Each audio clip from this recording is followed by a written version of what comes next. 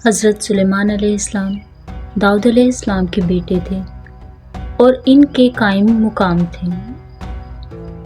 اللہ تعالیٰ نے ان کو جانوروں کی بولی سکھائی، ان کو جنوں، انسانوں، جانوروں اور پرندوں پر حکومت بخشی تھی اور ہوائیں ان کے قابو میں تھیں۔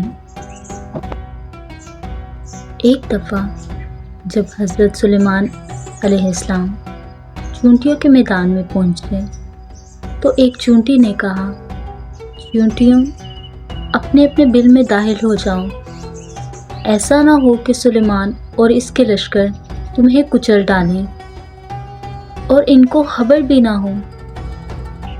حضرت سلیمان علیہ السلام اس بات پر ہنس پڑے اور کہنے لگے کہ اے پروردگار، مجھے توفیق عطا فرما کہ جو احسان تو نے مجھ پر اور میرے ماں باپ پر کیے ہیں ان کا شکر ادا کر سکوں اور ایسے کام کروں کہ تو ان سے خوش ہو جائے اور مجھ پر اپنی رحمت سے اپنے نیک بندوں میں داخل فرما۔ آمین۔ جب حضرت سلیمان علیہ السلام ایک مرتبہ جانوروں کا جائزہ لیا تو کہا، کیا سبب ہے کہ ہدہد نظر نہیں آتا؟ کیا کہیں غائب ہو گیا ہے؟ میں اسے سخت سزا دوں گا یا ذبح کر ڈالوں گا یا میرے سامنے اپنی بے قصوری کی دلیل پیش کرے۔ ابھی تھوڑی ہی دیر ہوئی تھی کہ ہدہد آ پہنچا اور کہنے لگا، مجھے ایک ایسی چیز معلوم ہوئی ہے جس کی آپ کو خبر نہیں، اور میں شہر سبا سے ایک زبردست خبر لے کر آیا ہوں۔ سبا کا ملک عرب کے جنوب میں تھا۔ میں نے ایک عورت دیکھی ہے جو ان لوگوں پر بادشاہت کرتی ہے، ہر چیز اسے میسر ہے اور اس کا ایک خوبصورت تخت ہے۔ میں نے دیکھا کہ وہ اس کی قوم خدا کو چھوڑ کر آفتاب کی پرستش کرتی ہے۔ شیطان کے بہکانے سے وہ اپنے برے اعمال پر فخر کرتے ہیں اور شیطان نے ان کے سیدھے راستے سے روک دیا ہے۔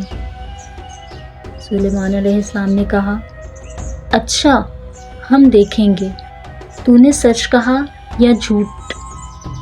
یہ میرا ہاتھ لے جا اور ان کو دے، دیکھتے ہیں کیا جواب آتا ہے۔ سبا کی ملکہ بلقیس کو جب یہ خط ملا تو اس نے اپنے درباریوں سے کہا، میرے پاس سلیمان علیہ السلام کا خط آیا ہے۔ اس کا مضمون اسی طرح ہے، شروع خدا کے نام لے کر جو بڑا مہربان اور نہایت رحم والا ہے۔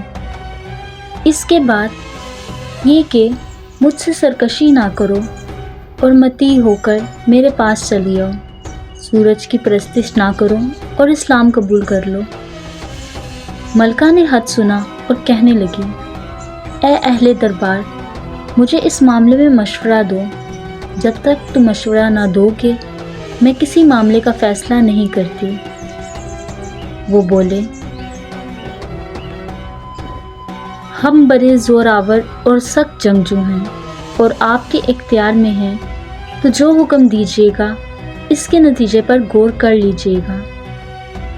ملکہ نے پھر کہا، بادشاہ جب کسی شہر میں داخل ہوتے ہیں تو اس کو تباہ کر دیتے ہیں اور وہاں کے عزت والوں کو ذلیل کر دیا جاتا ہے۔ اس طرح یہ بھی کریں گے۔ میں ان کو کچھ تحفہ بھیجتی ہوں اور دیکھتی ہوں کہ قاصد کیا جواب لاتے ہیں۔ جب قاصد سلیمان علیہ السلام کے پاس پہنچا تو سلیمان علیہ السلام نے کہا، تم مجھے بہت سا مال دینا چاہتے ہو، جو کچھ خدا نے مجھے عطا فرمایا ہے وہ اس سے بہتر ہے جو تم مجھے دیتے ہو۔ تم واپس ہو جاؤ، ہم ایسے لشکر لے کر ان پر حملہ کریں گے جن کے مقابلے کی طاقت نہیں ہوگی اور ان کو بے عزت کر کے نکال دیں گے۔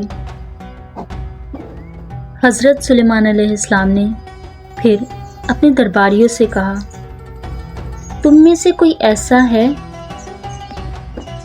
کہ قبل اس کے کہ وہ لوگ فرما بردار ہو کر ہمارے پاس آئیں ملکہ کا تخت میرے پاس لے آئے؟ جنات میں سے ایک قوی ہیکل جن نے کہا، قبل اس کے کہ آپ اپنی جگہ سے اٹھیں میں اس کو آپ کے پاس لا حاضر کرتا ہوں، مجھے ایسا کرنے پر قدرت ہے۔ ایک شخص جس کو کتاب الہی کا علم حاصل تھا، میں آپ کی آنکھ جھپکنے سے پہلے اس تخت کو آپ کے پاس حاضر کیے دیتا ہوں۔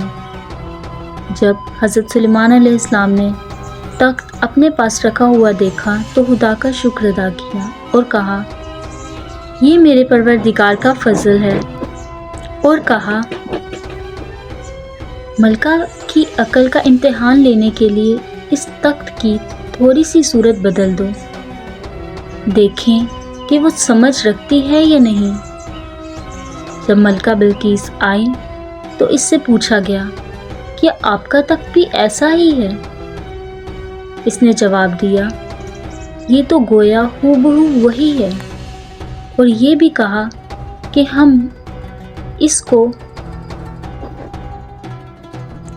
کو اس سے پہلے مسلمانوں کی عظمت اور شان کا علم ہو گیا تھا، اور ہم اللہ کے فرما بردار ہیں۔